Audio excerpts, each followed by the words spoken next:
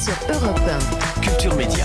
Thomas Hill. Et on démarre cette émission avec le journal des médias de Julien Pichenet. On fait le point d'abord sur les audiences de ce week-end, Julien. Un petit coup d'œil au Prime d'hier soir, tiens, avec le film Astérix et Obélix au service de Sa Majesté sur France 2, qui est arrivé en tête avec, pas un score énorme, mais 2 800 000 téléspectateurs quand même.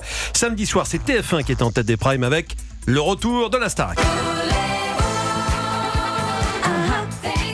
Alors ça, il faudra s'y faire, c'est l'hymne de cette 13e saison, voulez-vous, du groupe ABBA. 13e saison, lancement qui a réuni 3 260 000 téléspectateurs, 18% du public. Un bon score en très légère hausse par rapport au premier numéro de la saison 12. Vous en étiez, Laurent, j'imagine, devant votre télé? Non, j'aime bien les ABBA, moi. C'est autre chose. Moi aussi, je préfère. J'étais au restaurant. Dans l'assiette. C'était moins fort vendredi soir pour TF1 avec Mask Singer, à peine au-dessus des 2 millions, très loin derrière Simon Coleman sur France 2. Et puis vendredi, c'était la dernière de Tout pour la lumière, ce feuilleton quotidien de TF1 à 18h. 872 000 téléspectateurs pour ce dernier numéro. C'est mieux que d'habitude, mais ça restait très loin des jeux de 18h sur les autres chaînes. On rappelle que ce feuilleton va laisser la place à partir de ce soir à la quotidienne de la Starac. On ne sait pas encore s'il y aura une saison 2. Pour le moment, TF1 et Netflix qui codiffusaient Tout pour la lumière, n'ont rien confirmé. Europe 1, le journal des médias. Et puis on revient d'abord sur les principales actus du week-end et l'humoriste et animateur Jarry qui a été accusé de comportements et propos inappropriés sur le tournage justement d'une série de TF1. Blagues racistes, comportements dénigrants, vannes tendancieuses. 15 personnes présentes au printemps dernier sur le tournage de la série Maison de retraite ont pointé le comportement déplacé de l'ancien animateur de Tout le monde veut prendre sa place. Un exemple concret rapporté par un technicien, un jeune acteur noir ne maîtrisant pas ses répliques. Jarry aurait lancé « Faut y aller Kirikou ». D'autres témoins affirment que l'humoriste et ancien animateur aurait fait des scandales pour des choses futiles. Pour le moment, Jarry n'a pas souhaité répondre à ces accusations. Alors il y a deux choses dans cet article de Mediapart. On va laisser de côté les comportements déplacés. On verra s'il y a un jour des plaintes. Mais il y a aussi des critiques sur les blagues que Jarry s'autorise à faire sur scène. On lui reproche des blagues graveleuses qui ont l'air de pourtant beaucoup faire rire le public et puis les gens qui sont concernés par ces blagues. On dit parfois, Laurent Gérard, qu'on est plus libre sur scène que dans les médias. Visiblement, même sur scène, ça devient un peu compliqué, non? On est surveillé. Non, en tout ça cas. va sur scène.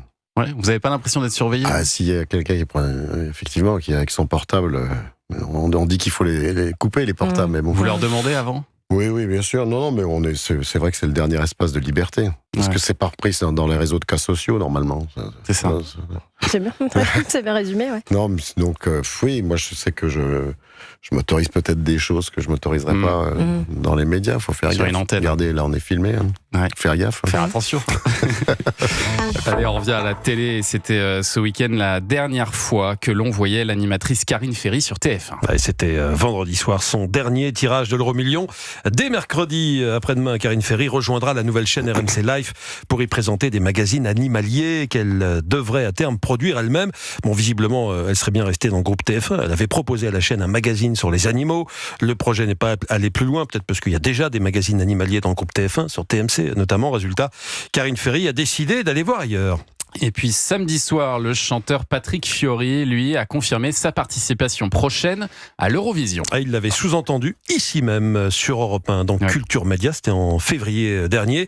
Il l'a donc confirmé ce week-end dans l'émission Quelle époque sur France 2. Bon, en 93, Patrick Fiori avait déjà représenté la France au concours de l'Eurovision avec le titre Mama Corsica. Ça lui avait valu la 4e place, mais là, c'est pas la France qu'il souhaite représenter, c'est un autre pays, écoutez. Je représenterai l'Arménie au grand concours de l'Eurovision. En principe, c'est parti vrai, comme ça ça. Ouais, voilà. Ça, c'est vrai? En 2027? En tout cas, moi, je suis parti pour. Je suis en train de voir les gens qui s'occupent de ça, quoi. Voilà. Et en principe, en 2027, ça va se faire. Vous avez bien entendu, c'est une annonce qui concerne l'Eurovision 2027. On ne parle pas de la prochaine édition qui aura lieu en mai 2026 en Autriche. Et puis le Big Deal va bientôt changer de jour de diffusion. Et Vincent Lagaffe l'a annoncé sur ses réseaux de cas sociaux, comme dit Laurent Gérard.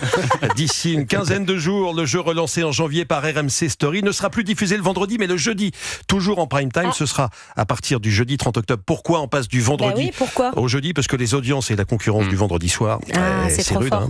Oui, pour son retour, la saison 1 du Big Deal entre janvier et juin, vous vous souvenez, avait été suivie en moyenne par 790 000 téléspectateurs. On avait même eu une première à plus d'1,5 million, 2 millions, 1,8 million. Ça avait cartonné. Voilà, mais depuis la reprise fin août, les 8 derniers numéros de la deuxième saison sont en baisse. On est à 355 000 en moyenne, ce qui est beaucoup moins évidemment. Et puis dans 2 semaines, Flavie Flament fera son retour à la télévision. Ouais, après avoir été évincée de Télématin et de France Télévisions, l'animatrice sur France 2, l'animatrice présentera à partir du lundi 3 novembre sa nouvelle émission Flavie en France, dans ce programme qui sera diffusé non pas sur France 2 mais sur France 3 du lundi au vendredi en fin de matinée. Flavie Flament ira se promener un petit peu partout dans le pays. Chaque semaine sera consacrée à une région, son patrimoine et sa gastronomie. Et Flavie en France va faire également renaître ce célébrissime jeu. Ça vous parle, non, Gérard, ça? Il tient dans la main, il tient dans la main. Le schmilblick, ouais. Monsieur Lefebvre d'Antibes. Le schmilblick, est-ce que le schmilblick existait-il sur les avions avant 1925? Monsieur Lefebvre d'Antibes qui a bien du mal à poser sa question. Mais schmilblick. c'est vrai, c'était pour beaucoup, c'était nouveau à la télévision, donc on assistait effectivement parfois à des scènes extraordinaires. Est-ce que le schmilblick est un œuf? Voilà, exactement. C'était souvent un œuf, le schmilblick. Lancé par Guy Lux en 69, immortalisé par Coluche 6 ans plus tard. Le Spielblick version 2025 qui sera d'ailleurs un mélange de la version de Guy Lux et de notre Plic-Ploc, Anissa, ce jeu que vous avez, Anissa Haddadi, popularisé lors du Club de l'été notamment, où on doit reconnaître des sons. Bien sûr. Mais inventé. Plic-Ploc est plus facile à dire que schmilblick. Inventé par Thomas Hill, le Plic-Ploc. Bien sûr. Parce que, merci de le reconnaître. non, C'est quand même une innovation majeure de la radio française. Mais alors, non mais rigolez pas, tous les étés, les gens me demandent mais qui a trouvé ce nom, inventé ce jeu? Thomas Hill a inventé le Plic-Ploc. Bien sûr, c'est certainement ma meilleure idée. Merci beaucoup, Julia, pour ce journal des médias. Allez,